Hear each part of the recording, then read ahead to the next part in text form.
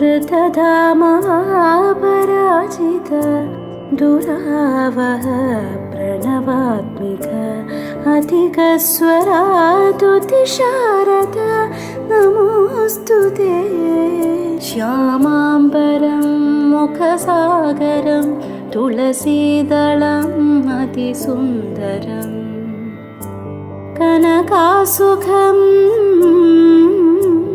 नारीवरं शुभदं माङ्गल्यं तन्तुनानेन मम जीवनहेतुना।